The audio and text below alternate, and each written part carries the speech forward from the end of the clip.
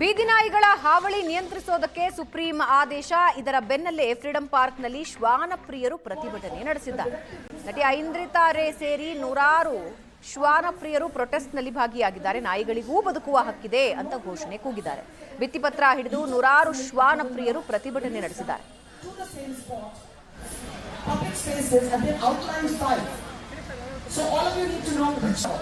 Let's look at the rationale. Is it because they want to protect the kids from being bitten? Perhaps. Let's give them credit for that. Okay? So educational institutions. The second is health institutions. Yeah. Health institutions. Aindrita Rai ಅವರು ಇದ್ದಾರೆ, ಬನ್ನಿ ಕೇಳೋಣ. Madam, ಇವತ್ತು protest ನಡೀತಾ ಇದೆ, ಡಾಕ್ಟರಿಯರೆಲ್ಲ ಸೇರಿದ್ದಾರೆ. ಏನು madam ತಮ್ಮ ಬೇಡಿಕೆ? ಸುಪ್ರೀಂ ಕೋರ್ಟ್ ರೂಲಿಂಗ್ 2023 ಅಲ್ಲಿ ABC ಫಾಲೋ ಮಾಡಿ ಅಂತ ರೂಲಿಂಗ್ ಇತ್ತು. ಸೊ ಒಂದೇ ಒಂದು ಸೊಲ್ಯೂಷನ್ ಇದೆ, ಅಡಾಪ್ಷನ್ ಮಾಡಬೇಕು, ಸ್ಟೆರಿಲೈಸೇಷನ್ ಮಾಡಬೇಕು, ಫೀಡಿಂಗ್ ಮಾಡಬೇಕು. ಮತ್ತು ಫೀಡಿಂಗ್ ನಮ್ಮ ಇತಿಹಾಸದಲ್ಲಿ ಫೀಡಿಂಗ್ ಪ್ರಾಣಿಗಳಿಗೆ, ಹಸುವಿಂದ ನಾಯಿಗಳು ಎಲ್ಲ ಪಕ್ಷಿ ಫೀಡಿಂಗ್ ನಮ್ಮ ಇತಿಹಾಸದಲ್ಲಿ ಇದೆ. ಫೀಡಿಂಗ್ ಮಾಡಬೇಕು ಮತ್ತು ಅಡಾಪ್ಷನ್ ಮಾಡಬೇಕು. ನಾನು ಕೂಡ ಅಡಾಪ್ಟ್ ಮಾಡಿದ್ದೀನಿ.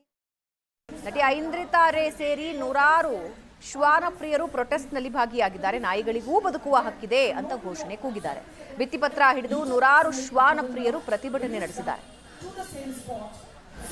Public spaces have been outlined fine. So all of you need to know. Let's look at the rationale. Is it because they want to protect the kids from being bitten? Perhaps. Let's give them credit for that. Okay? So educational institutions. The second is health institutions. Yeah. Health institutions. Aindrita Rai ಅವರು ಇದ್ದಾರೆ, ಬನ್ನಿ ಕೇಳೋಣ. Madam, ಇವತ್ತು protest ನಡೀತಾ ಇದೆ, ಡಾಕ್ಟರಿಯರೆಲ್ಲ ಸೇರಿದ್ದಾರೆ. ಏನು madam ತಮ್ಮ ಬೇಡಿಕೆ? ಸುಪ್ರೀಂ ಕೋರ್ಟ್ ರೂಲಿಂಗ್ 2023 ಅಲ್ಲಿ ABC ಫಾಲೋ ಮಾಡಿ ಅಂತ ರೂಲಿಂಗ್ ಇತ್ತು.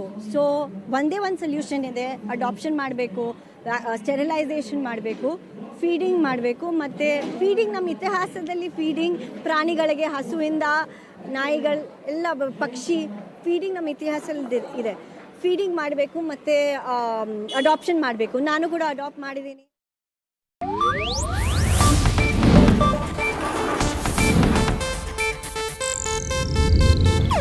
ಇದು ಏಷ್ಯಾನೆಟ್ ನ್ಯೂಸ್ ನೆಟ್ವರ್ಕ್ ಪ್ರಸ್ತುತಿ.